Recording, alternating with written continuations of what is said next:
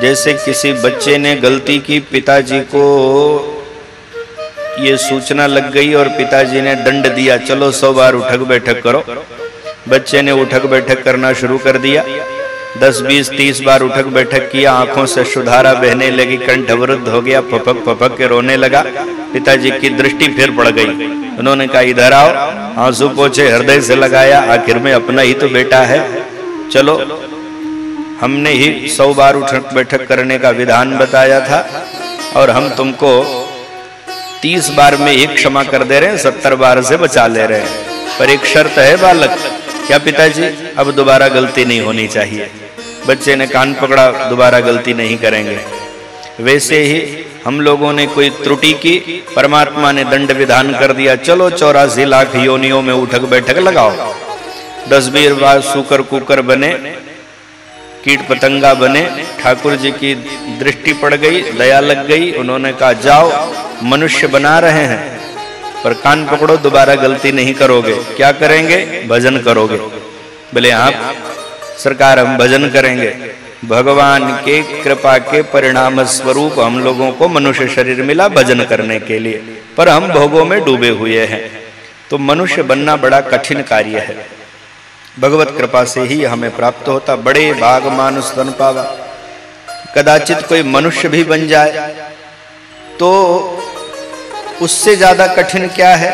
उससे ज्यादा कठिन है मुमुक्षत्व का आविर्भाव होना। हमारे अंदर मुक्ति की जिज्ञासा, मुक्त होने की कामना का आविर्भाव होना, यह बड़ा कठिन कार्य है।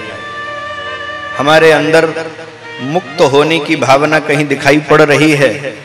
आप बताइए, कितने लोग ऐसे हैं जो मुक्त होना चाहते हैं? हम लोग तो भोगों में लगे हुए हैं, मुक्ति के लिए कोई प्रयास ही नहीं करते हैं। श्रोताओं, एक राष्ट्रपति महोदय किसी जेल में गए तो उन्होंने वहां अभिभाषण किया। बाद में उन्होंने कैदियों से मिलने की जिज्ञासा प्रकट की।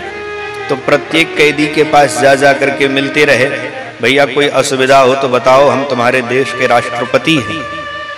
तो कैदियों में से कुछ लोगों ने राष्ट्रपति महोदय जी से कंबल मांगा, कुछ लोगों ने दवा मांगी, कुछ लोगों ने अपनी डाइट में वृद्धि करवाई कि रोटी कम मिलती है, ज्यादा मिले, कुछ लोगों ने पढ़ने के लिए साहित्य मांगा।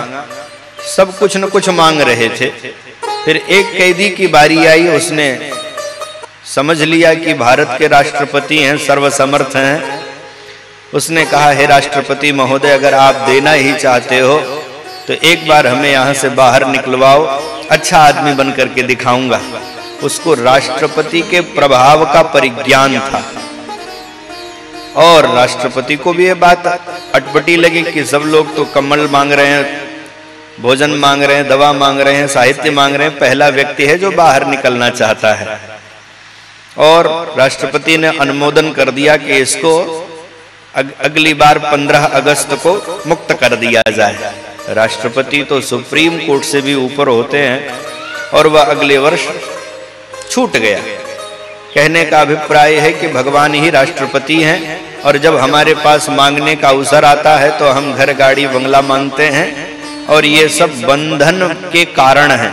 पर हम में से कोई बिरला ही होता है जो परमात्मा से कहता है, प्रभु आवागमन के चक्कर से मुक्त करो, मैं आपका भक्त बनना चाहता हूँ, आपका नित्य सायुज्य प्राप्त करना चाहता हूँ, मैं आप में विलीन हो जाना चाहता हूँ। कुछ विरले ही होते जिनके अंदर मुमुक्षा हो, मुक्त होने की कामना हो। कदाचित कोई मनुष्य भी बन जाए, मुक्त होने की इच्छा भी उसके अंदर आ जाए, लेकिन तीसरा सबसे दुर्लभ है क्या? महापुरुष संश्रया। महापुरुषों की संगति जल्दी नहीं मिलती है। मनुष्य बनना तब भी सरल है, मुक्त होने की इच्छा का आविर्भाव होना फिर भी सरल है, लेकिन महापुरुषों की संगति अत्यंत दुर्लभ है। महत् संगस्तु दुर्लभो अगम्यो अमोघश्च, महज्जनानां सज्जनानां संगः दुर्लभः परंच अमोघः। सज्जनों का संग संसार में सबसे दुर्लभ है। और कदाचित हो जाए तो अमोघ फल को देने वाला होता है। तो हम सब बड़भागी हैं, मनुष्य शरीर प्राप्त हुआ, मुक्त होने की कामना से हम लोग दिव्य श्रीमद् भागवत जी की कथा को सुन रहे हैं और कथा के व्याज से सज्जनों की संगति में बैठने का भी परम लाभ हमें आपको प्राप्त हो रहा है।